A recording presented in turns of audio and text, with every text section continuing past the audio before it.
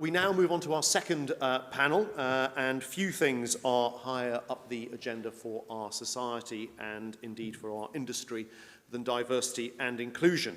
And our industry has, I believe, a good track record, but also an improving track record in this area. But there is still much, much more that can be done. Increasingly, there is a focus alongside diversity and inclusion on equality, as we heard in our first panel, but also on diversity of thought. So plenty to get our teeth into, and we have an absolutely fantastic panel to look into that, and that will be led by our chair for Bristol, Katharine Finn, who is also the PwC senior partner for the Bristol office. So could you please welcome Katharine and her panellists to the stage. Thank you.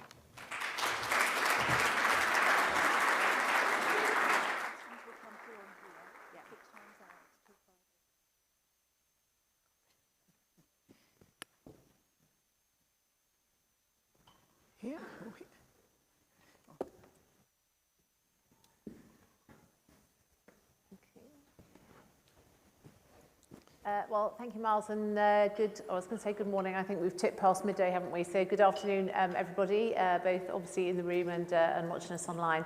I think this is, by quite some way, the largest group of real live people I've spoken to for a while. So, yeah, let's hope that we can all remember how it works. But, yeah, thanks very much to the City UK for giving me the opportunity to chair this panel. As Miles says, I'm a partner at PwC, but I've been and I'm the City UK City Chair for Bristol, so it's great to sort of reflect on the conversation earlier with people from this region talking about the strength of financial and related professional services here in Bristol, which obviously I'm very passionate about. But I've also personally been really involved in PwC's own journey around diversity and inclusion over, I think I can always measure it well in my own mind because my eldest daughter is about to be 21, and it was when I came back from maternity leave, having had Ellie, that for the first time I sort of got even into these conversations about this concept of diversity and inclusion. And we just were on the verge of setting up what felt really quite edgy at the time, that we set up a women's network, and I was involved in that and chaired that for a while. And as I reflect over the 20 years and sort of where we are as a firm, and I know we'll hear sort of mirrored across so much of the financial and professional services world, you know, so much has changed and the dial has immeasurably moved for the better across so many areas. But I think, as I'm sure we'll hear from the panel, that there's still plenty to do. I did think from the original polling question that, you know, having the opportunity for diversity and inclusion being the most critical issue, that maybe our work would be completely done and we wouldn't even need to talk about it. And so when it came up at 20%, my initial sort of response was, oh, is that a bit disappointing?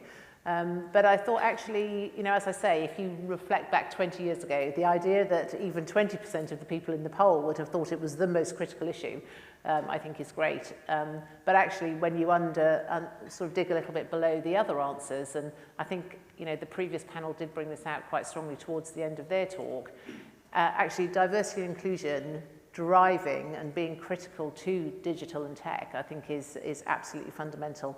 And I'm a big fan of a book written by a lady called Caroline Criado-Priaz. I don't know if people in the room have read it, called Invisible Women. And it's a lot about sort of, you know, the role of women across all sectors of society in the world. And she writes a number of chapters in there, particularly about the sort of need for not just gender diversity, but general, you know, diversity of thought around digital innovation, around tech, around AI, and around so many of the things that are going to be really prevalent in the industry. So I hope that there's a really nice kind of cross-section there into what we're going to talk about. I've got obviously a great panel here today, and I think I won't read their names out because they're all going to introduce themselves in a moment, and it'd be nice to get into the meat of the discussion. But before we just do ask people to introduce themselves, I'm just going to do a reminder both around just the ability for you to ask questions, again, people online. You should be familiar with the drill now, but you can find the Q&A opportunity at the side of the screen. I think everyone in the room, hopefully you've got the app up and running, but obviously I'll be happy to take questions from the floor as well. But also we've got a polling question for our conversation. So just while people are introducing themselves and getting the conversation going, if you wouldn't mind just letting us have your thoughts on this. So moving sort of really to thinking about actions that need to take place inside organisations, we're just interested in knowing the extent to which your organisation incorporates D&I metrics in your incentive compensation plans and programmes. And so 4 very simple answers: yes, no, we've made a start, and I don't know. So I'm actually interested to see how many will say that they don't know. But that's more than enough from me by way of introduction. Perhaps I can turn to the panel, and you can give us a brief introduction to yourselves and why, I know, because we've spoken, you're all very passionate about this topic, and sort of what's brought you here today. Cara, do you want to kick us off? Very happy to start. Well, first of all, thank you very much for having me on today's panel. I think the fact that talent and diversity and inclusion have come up as many times as they have this morning is hopefully quite indicative of our engagement as a group with the issues. I'm a consultant at Odgers Berndtson, so hopefully a familiar name to some people in the room and online today. We're an executive search firm, so we're responsible for supporting leadership and board appointments across the public and private sectors. We have a pretty strong financial services capability, so that's where I've spent most of the last 8 years personally.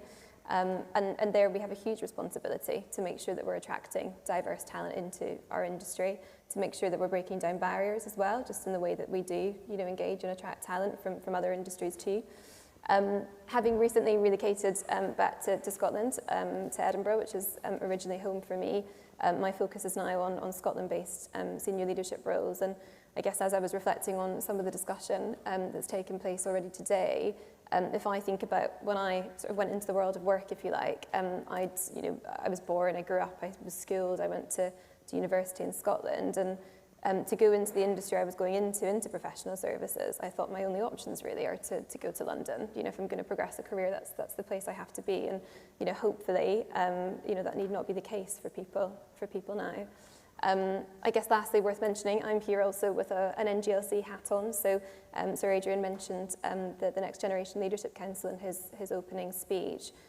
So there's a group of over 20 of us from completely different parts of the financial and related professional services ecosystems. And so really enjoying being part of that group. And we're able to input into some of the programmes of work that the City UK does on behalf of industry. Brilliant. Thanks, Cara. Sandra? Thank you. I'm, for those who don't know me, Sandra Wallace. I'm a partner at the law firm DLA Piper. I'm also sit on the executive of that law firm as Managing Director UK and Europe.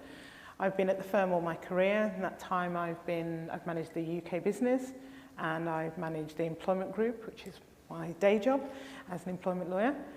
I am here because I think if I think about my career and getting to this stage, there are so many times when I could have fallen flat on my face, or more likely just given up, because this was never seen as a career for me. I'm one of 6. I'm number 5 of 6. No one in my family had been to university previously to my going to Wolverhampton, which again wasn't a red brick, was not the university a typical lawyer would have gone to, and still isn't. No one had been to university. Everyone, my sisters and brothers before me, had left school and got a job, and that's what my mother expected me to do as well. So she was mortified when she thought I was going to be 3 years studying before I earned any money and brought it back into the house. So I said, yes, I'm going off to do English literature. She looked at me and said, if you're going to go off for 3 years, you're certainly not going to do English literature. So I chose law because that sounded a lot better and sounded like it was more likely that I'd get a good job at the end of it. Did I expect to be a lawyer? No. Did I expect to be a partner in a law firm? No. Did I expect to be a managing director of Europe? Certainly not. And the fact is, that is the reality of a lot of people where I live. I still live in Birmingham. I grew up in a place called Lee Bank near Edgbaston. There was no expectation, and often remains no expectations, to get into the professions. It's my job to tell them differently. It's my job to make sure the playing field is as even as possible, so that even if they believe it's not open to them, there are opportunities for them to find out there are opportunities, and they go for them. And I think it's our job as a profession to do everything we can to be serious about this agenda. And if we're not, if we play at it, if we say it looks good and it feels like the right thing to do, but actually we don't strive for real change, we are missing a plethora of opportunities. We are missing the opportunity to change the perception of our industry, and we are letting a lot of people down. So that's why I'm here, and I hope we'll have lots of questions and debate. Brilliant. Thanks, Sandra. Michelle. Hi everyone, thank you for having me. I'm Michelle Sequeira. I lead our diversity, equity and inclusion consulting practice at Mercer Marsh Benefits. I am Indian with a Portuguese ancestry, and I grew up in Dubai. And that was, you know, when it was quite new, lots of sand everywhere. And obviously along with that, with a new city, a new country, you didn't necessarily have regulations within organizations and within society. So I experienced and witnessed all sorts of discrimination. I saw my mother being treated very differently to her more junior male counterparts, for example. And so why I do what I do is to ensure that nobody else has to go through what we've experienced. I'm a psychologist by background, so I thought I'd study the way, the behaviors that people are incentivized by. Went on to work with young people as a youth and career advisor, and then ran tuition centers. Realized I am touching lives, but not as many as I would like. So then I turned to consulting, where I created our practice, and I've been leading it for years, helping many organizations and their colleagues there. So really pleased to be here, and hopefully we can inspire you all to make some change. Thanks, Michelle. And Mark. So I'm Mark Hoban. I chair the Financial Services Skills Commission. We launched in the spring of last year with support from TheCityUK and the Corporation of London to upskill and reskill, or to help upskill and reskill the 1 million people working in financial services. And a key strand of our work is around boosting diversity and inclusion in financial services. We're not going to be a globally competitive sector unless we draw talent from every part of the country. And the whole emphasis around the diversity and inclusion aspect of our work is absolutely, it's the right thing to do both ethically and socially, but it's also the right thing to do in business terms as well. But as with the other panelists, you know, there's a reason why I'm interested in this. Like Sandra, I was the first person in my family to go to university. I was born in a council house in Peterlee in County Durham, went to comprehensive school, went to work for a firm that was then called Deloitte Haskins & Sells, is now PwC, so that's some time ago. But also I spent time as a Conservative MP. So actually I've been on my own social mobility journey. I didn't think I was socially mobile back then. I thought in a strong sort of northeast working class culture, your parents and your grandparents wanted you to do better than they did. And that was what it was about, trying to realise my full potential. I think now I appreciate actually much more the barriers, and perhaps the barriers that this generation faces. When I talk to family members and friends who still live in the northeast, the lack of social capital. Actually, they don't know anyone who's a lawyer or an accountant or on the professions. And actually, if you don't understand those professions, or you don't understand banking or insurance, asset management, it's much harder to work out what you need to do to be successful. And I think there's some real barriers that still exist today. And I think one of the challenges we all face is how do we ensure that not only do we reach out and bring people into our organisations, but also once people are within the organisations, how do we ensure that they bring their whole selves to work and can flourish and prosper and therefore stay in the sector and are promoted? Great. Well, thanks everybody. And as you can see, we've got a fantastic opportunity here, I think, to ask our panel some really interesting questions and to get some thoughts. So please do keep the questions coming in. And I think, do we have the poll response up yet? Yeah, we do. So, it's quite, actually, I actually genuinely thought that I don't know might be a bit higher than that, but so it's good that most people do know. What's maybe not quite so good, you might say, is that in 33% of our organisations, it doesn't feature at all in compensation plans. But yes, we've got that sort of very similar split really between the yes, the no's, and the we've made a start. So I think maybe, Michelle, I might just ask you for a reaction to that and some of the work that you're doing with clients around this exact topic, I think. Yeah, of course. Firstly, looking at those results, we ran an ESG survey just a couple of months ago, and one of the questions was, are you incentivizing, and what are you incentivizing? DEI came up as quite strongly, diversity, equity and inclusion.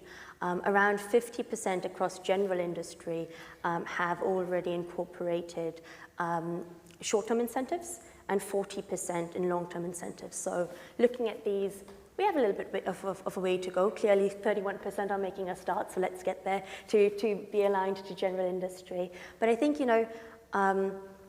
I come from a mindset that if we are able to incentivize other goals, and typically what gets measured and rewarded gets done, then really we need to be making a quicker start and progressing on that. If I can just add some of our learnings, if this is helpful for you, from our client side, we obviously do everything from diagnosis to strategy to implementation, and 3 key things that will help to then, once you've incentivized, to actually make success from it.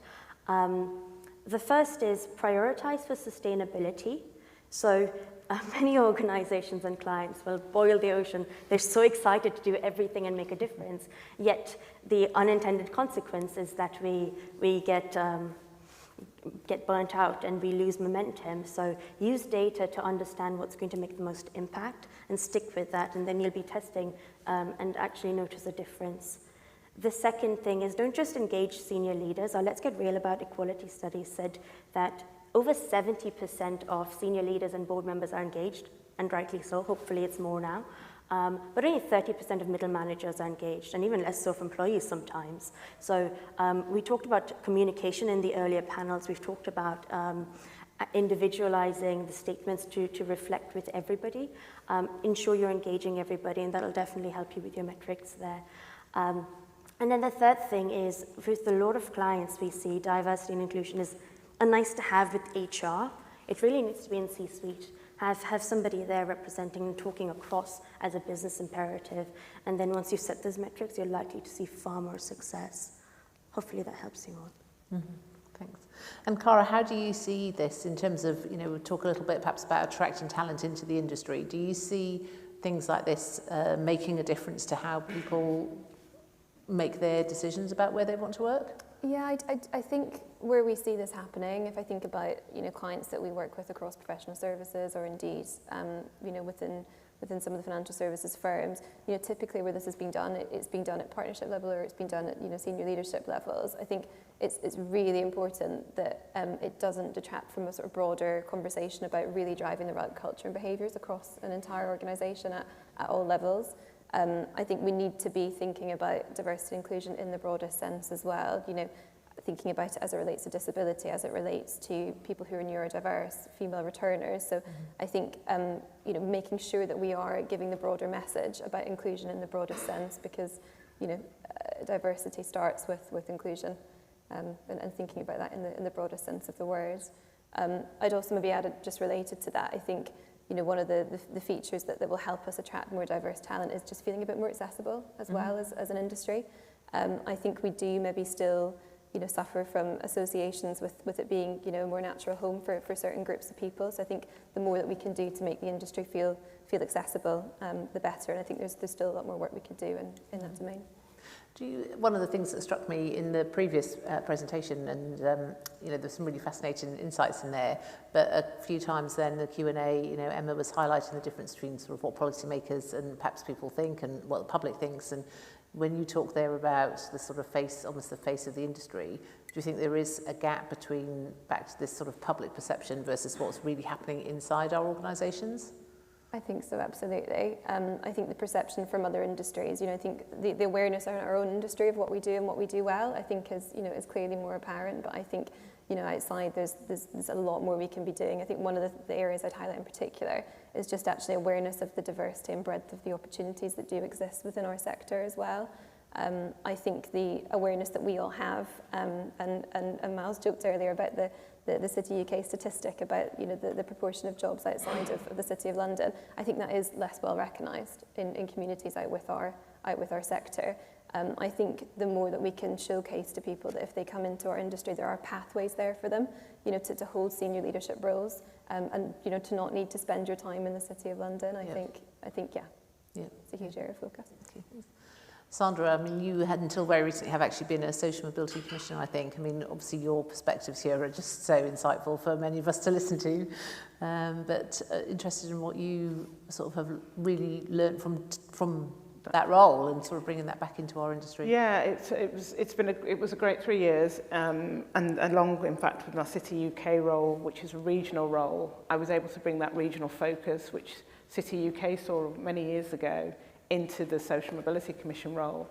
And I think what we started, one of our aims was to take social mobility and to the nation's psyche. And what I mean by that, there was a strong feeling that when we looked at disadvantage, when we looked at barriers to the professions, we saw that within social mobility, within disadvantaged group, we saw disability, we saw ethnic minority disadvantage, we saw gender disadvantage, and we thought it wasn't to capture all points, but there was a lot we could capture if we could get social mobility right. Mm-hmm. So that was something that we focused in on. There are double disadvantages, and there are other things that come from gender and race and so on, but there was a lot we could touch on with social mobility. And what we really were trying to do was, first of all, look at, say, do organisations actually know what the picture is?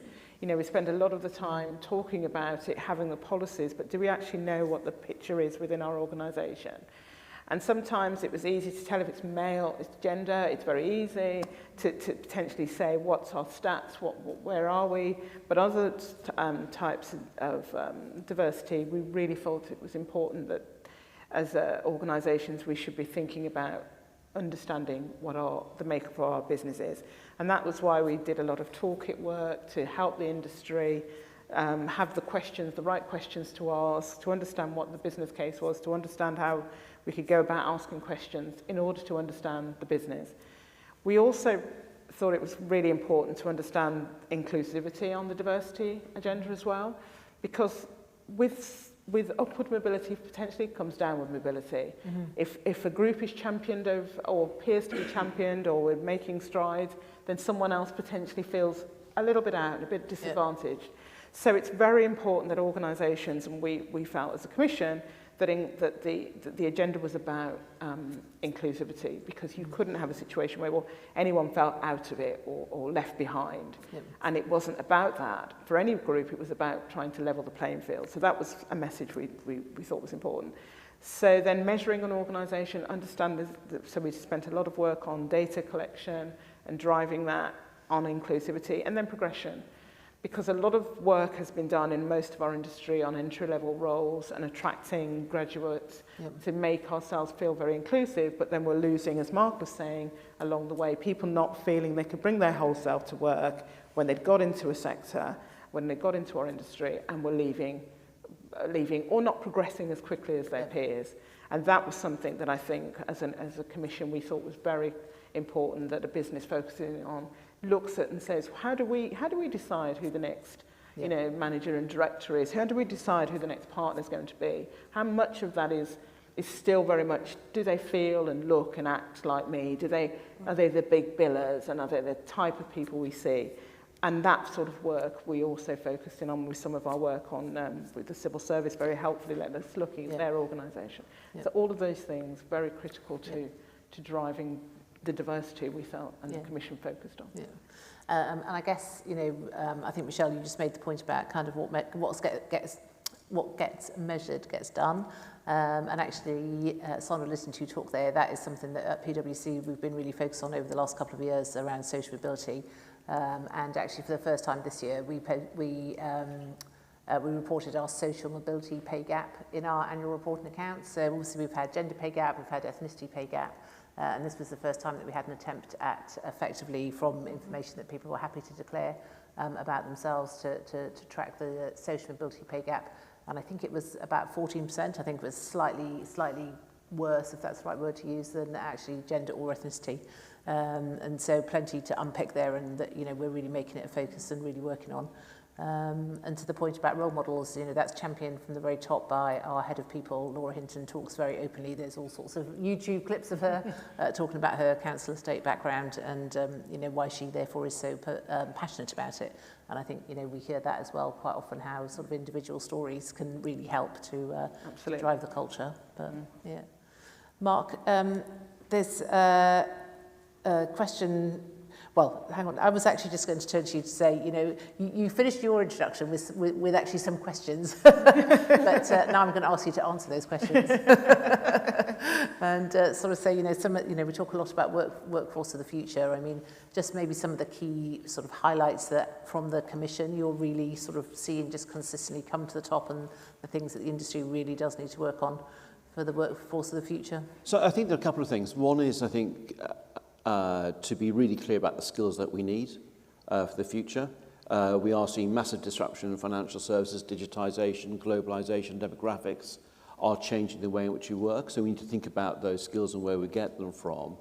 But to link it back to this topic, I think one of the challenges is to actually understand, and it picks up Sandra's point about understand your workforce.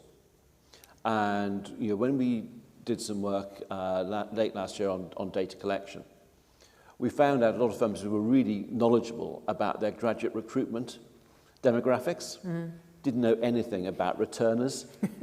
You know, it is a relatively underdeveloped area, data collection. It's starting to happen, but it is quite challenging to do that. So you actually need to persuade your employees that you're not just collecting it just to create a data bank, that there's a purpose to which this data we put that actually is about helping them and their development. Because I think that's quite an important part of understanding where are the bottlenecks, where are the structural changes you need to bring about. One of the firms I chair has produced its first gender pay gap reporting, and we did some work on aligning within grades pay.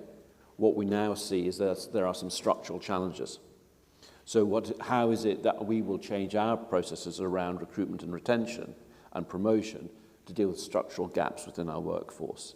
And that's quite an important part of it. I think the other thing I was just struck by the poll findings, you know, firms are at different points in this journey, and it's very easy to hear the great stories of, you know, so PwC and its reporting, KPMG, the others who have got great stories about where they are at now.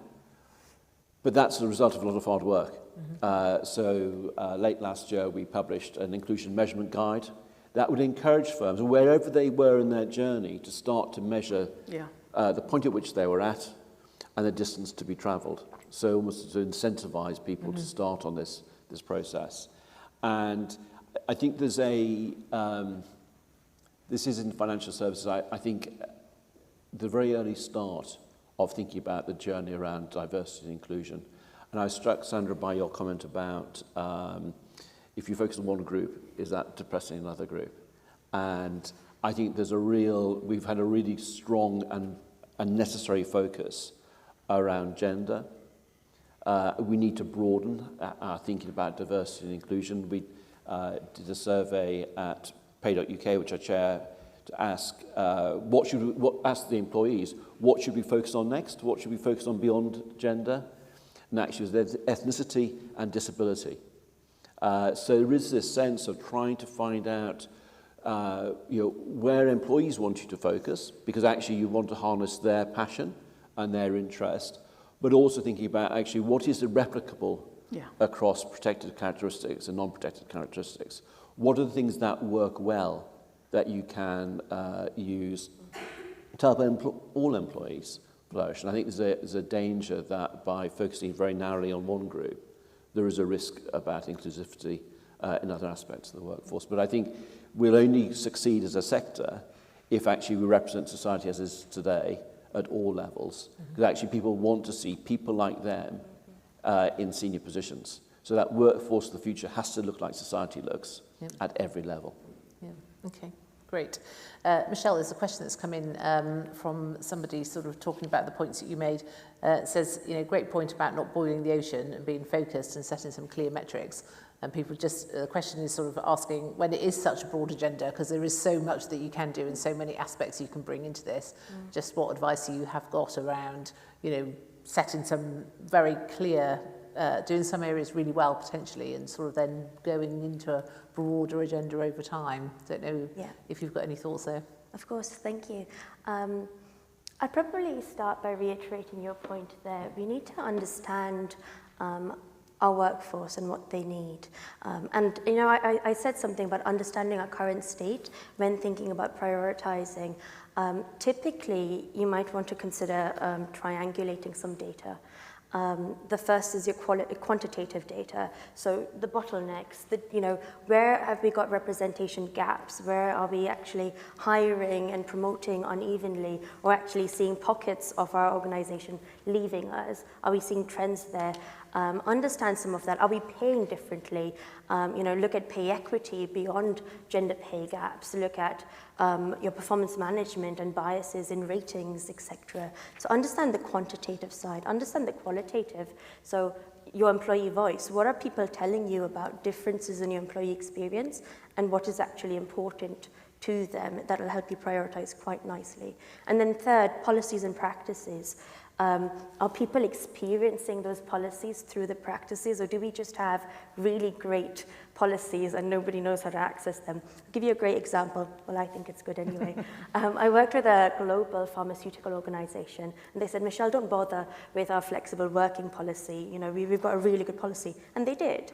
But then when I looked at their intranet, they had 20 reasons around of why people couldn't apply for flexible working. And I took a screenshot and I shared this with the executives. I said, where's this from? You know, so then the lived experience of their colleagues was completely different to this beautiful policy that they had. So if you were able to look at these three aspects, you will very quickly, it might take a little bit of time, actually, I lie. But you will be able to understand what is actually going to make most difference, and that might help you with prioritizing. Come up with a long-term strategy, and then year-on-year actions, so that you've got that perseverance, and you are actually testing, this does work, this doesn't, we might need to change. Yeah. Could I just add to that as well? I mean, if it's some organisations that we're all different sizes, and if we are starting small, I completely agree, not boiling the ocean. You know, role modelling people in your organisation, I'm not saying big posters or anything, but if they know, if you have recruitment strategies, or if you have people in your organisation that have followed a different path, or have come from a different background, or have done well in your organisation, you know, let them tell their story, you know, let them have the ability to tell that story. You know, Marx just said, I didn't think it was social mobility, but actually, you know, that precisely was, and it was an expectation, and you move, but there must have been times when it wasn't, you thought it might have been more difficult, or you thought you didn't quite fit in. If people hear that story and that journey, it encourages others. You know, I hid the fact that I went to Wolverhampton from my colleagues for a long, long time, because I thought they would, typically you went to Red Brick University and they would think less of me. Now when I say people, I have so many people that say, I can't believe you said that, it's so encouraging that you went there, and by the way, I did that, and I never thought I could get into that position, but now I see that's possible. So I think, do not underestimate the power of a story if you can't do anything else. It's gathering metrics is really difficult, your organisation doesn't know where to start, or you haven't got the infrastructure to get that going, then think about how your workforce has progressed, who's in it, and who can really champion who you are as an organisation, because that will encourage people to think about joining you, and that will encourage people to think, okay, I can succeed here and go for those jobs. Yeah, so, great. If we can do nothing else, I would encourage you to do that. Well, I guess maybe, Cara, that's the sort of segue I was going to ask you, just about how we could be more thoughtful or more diverse in our hiring, and just reflection on what you've heard there, or absolutely, what you see. Absolutely. So I think, the sort of composition, if you like, of your selection panel is definitely a key feature, and you know, we get feedback, we audit our experiences, our candidate experiences, and you know, we have had candidates withdraw from processes because they've met the selection panel in question and they've just felt that that's not representative of the type of organisation that they want to join and be part of. So I think that's definitely crucial. I think at the outset, at the start of any hiring process, though, really just thinking again about you know, the contribution that different individuals can make in your workplace and in the community. So again, just not thinking about a specific appointment with a narrow focus on you know, gender, for example. I think when it comes to the actual process itself and sort of breaking down barriers, if you like, to attracting diverse talent, another aspect is just the language that you use. And I mean that in terms of the sort of documentation, the way that you might convey your organisation, the way that you might convey a specific role, a specific opportunity. You know, thinking, is that language inclusive? Again, you know, we've seen experiences where that language has actually alienated certain groups of, you know, from applying. Where you have the opportunity for flexible working arrangements, you know, highlight those. That could appeal to people, you know, returning to work, for example, people with caring responsibilities. And then, yeah, when it comes to the actual, you know, process itself, make sure that you have people there that can represent your organisation, that can showcase the opportunities that are available to, you know, to people from all different, you know, all different backgrounds, and to test yourself. So on the parameters, you know, if you've got a headhunter, they will hopefully do that for you. But, you know, test some of the parameters of the job profile. You know, sometimes one of the biggest barriers, I think, to attracting diverse talent is a focus on, you know, you need to have X years of experience in X environment. You know, focus less on specific, you know, key requirements where you can, and think about skills, think about ability, and think about, you know, an assessment of somebody's ability to transition into a new environment. Yeah, okay, great, thanks. Any questions from people in the room?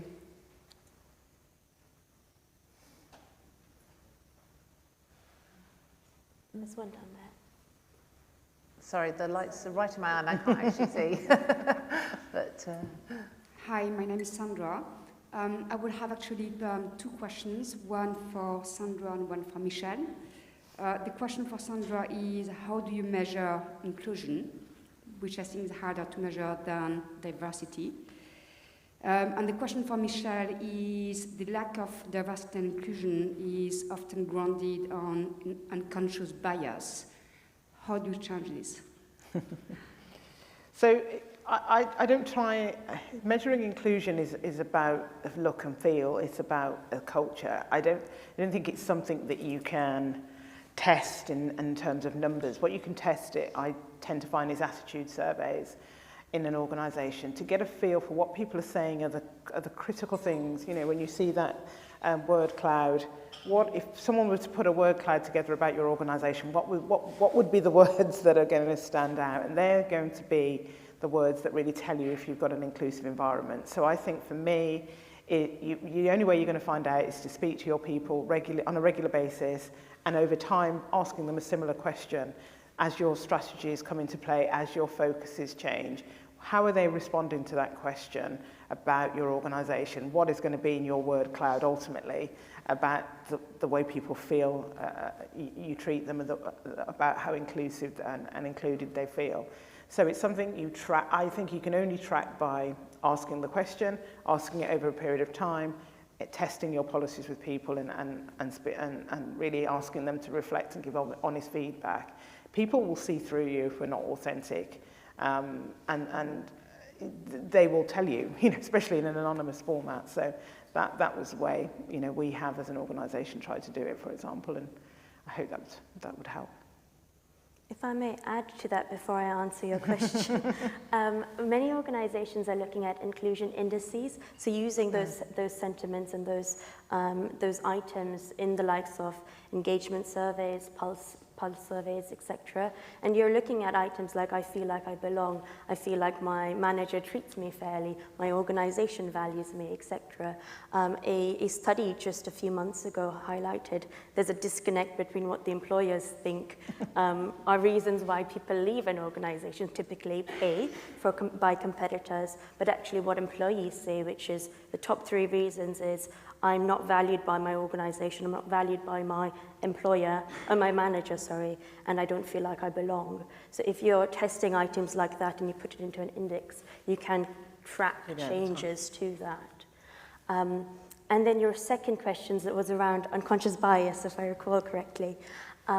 Using insights like the employee voice items, you can start to challenge leadership perceptions, manager perceptions, We worked with a financial company, financial services organization recently, and I'd captured some examples from engagement survey results of employee experiences, and I showed this to their C-suite. And we played card games, right? So I said, what would happen if this is at your organization? How as leaders should you react? What is the impact if you don't make change?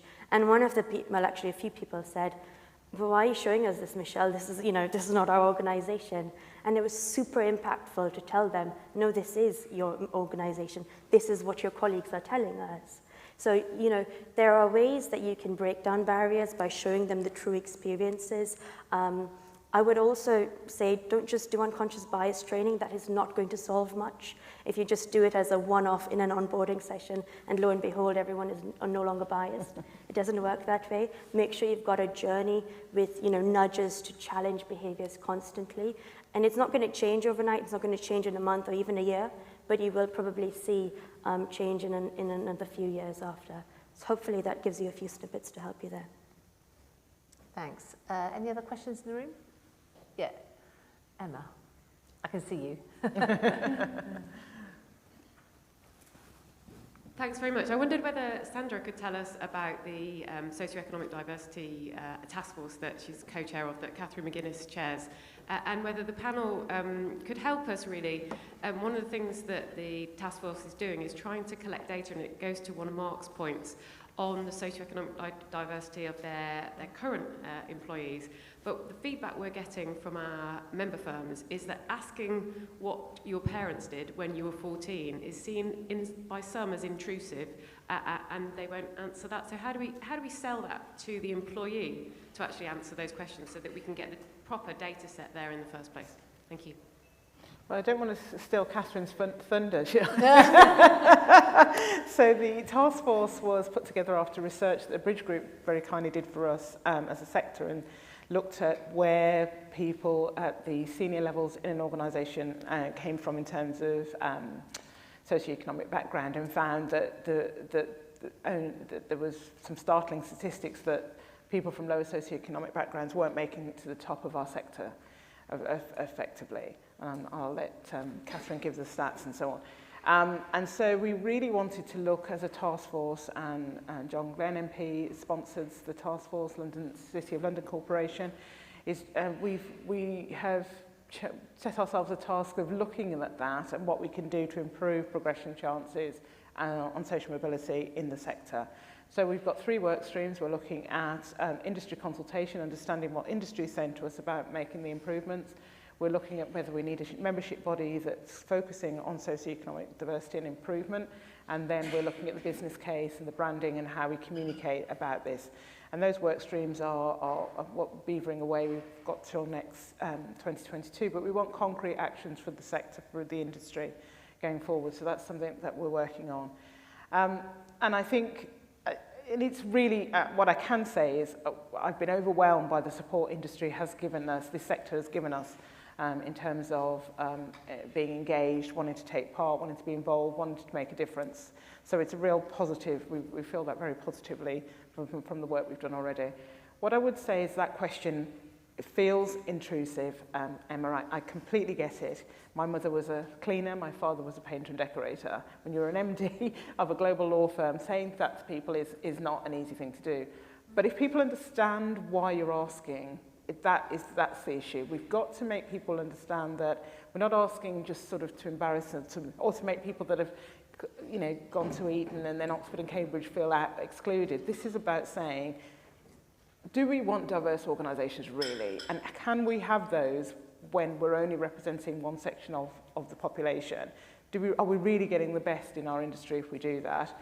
And so we want to know if you're in our organisation and we can, the barriers to you progressing, and if you're on the top of those organisations and you have gone to elite universities, etc., how do you think you can contribute to help us level the playing field? So it's about the messaging. It's not about, if we ask that question in isolation, we're doomed. We have got to do our homework and set the groundwork for that question in order to get engagement. And I think probably PwC, you probably found that when you work you did to get answers to that question, such that you were able to report on this. Yeah, I think that's right. So I have a red clock that's flashing in front of me, and I really feel like we've literally just got started and the time has gone. So I think there are a couple of questions that have come through that we haven't had time to answer, but I'm maybe going to throw them out to all of you as a provocation for you to have conversations over lunch with whoever you find at the buffet stand. So questions about the biggest barrier to making progress on this agenda. I'm sure we've all got some thoughts on that. Diversity of thought, a really important question. You know, how can you even begin to measure that? And then finally, Mark, the Financial Services Skills Commission, you did a recent report on menopause and the impact on women's careers. So I know certainly again at PwC we've been talking a lot about that. It's been a lot of focus, and yeah, I think maybe just some thoughts for discussion. But I will close by just saying thanks to obviously what was a great panel here, and as I say, I feel like we probably could have talked all day, but yeah, we're standing between you and your lunch, so we'll call time there, and thanks very much. Thank you. Thank you.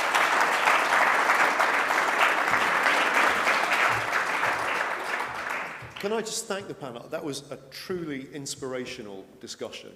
And the point Katharine's raised, this feels like it needs a conference all of its own, which may well be the next thing you get invited to from City UK. But actually, the next thing you are going to be invited to is lunch. And that is, for those in the room, that is in the Empire Suite. For those at home, it's in your fridge. So please do help yourselves to whatever you are going for. Please enjoy the conversation over lunch, particularly the questions that I think Katharine absolutely rightly has raised. When you come back, we've got a fantastic panoply of keynote speeches, a terrific panel.